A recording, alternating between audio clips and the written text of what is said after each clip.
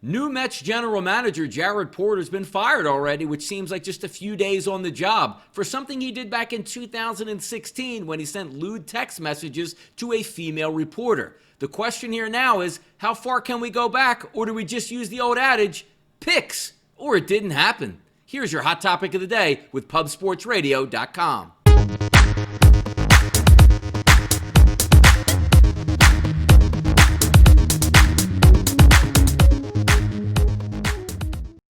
I'm Donnie Seymour, and this is Pub Sports Radio's hot topic of the day. Mets general manager Jared Porter seemed like he was only there a couple days, has already been fired and released from his job. Why? Sending lewd text messages to a female reporter back in 2016.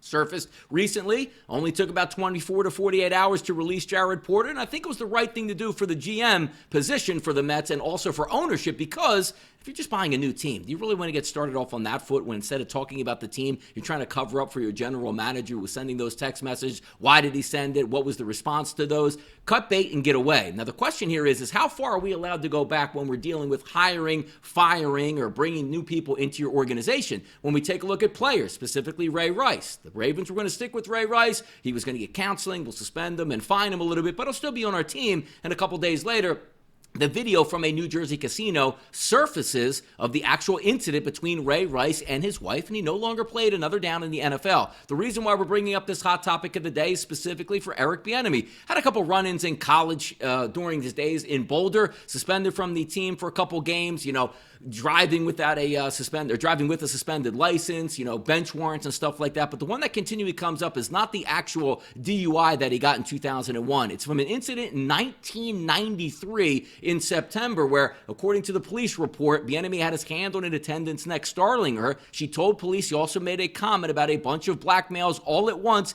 being her worst nightmare. Then it says also Bieniemy and his friends took off their pants and began urinating nearby. Now, that report is out there. Obviously, we don't have any pictures of the incidents, but how far do we hold it against somebody? Does he have 20 years clean, which seems like his last run-in with the police was 2001? Now we sit in 2021. Can you make him the face of your franchise, knowing that was there in the past, specifically with the cancel culture that we have now, and also anything dealing with sexual harassment of women doesn't go very far in our society today. But it is a matter of who cares and what cares about. And the reason being is in this Twitter day and age, we're going to be able to circulate pictures and images, and it's going to be a hot topic, and the pressure is going to come from social media. You can't hire that guy, you got to fire that guy. But again, how far do we go back, and how long should we go back? Or has somebody rehabilitated themselves that says, hey, look, man, 20 years, I was wrong, I was dumb, I was stupid, I couldn't have been more of a fool back in the day, but judge me on my past 20 years, not what I did when I was an 18 to 22-year-old. It's an interesting topic to bring up, because when you're running a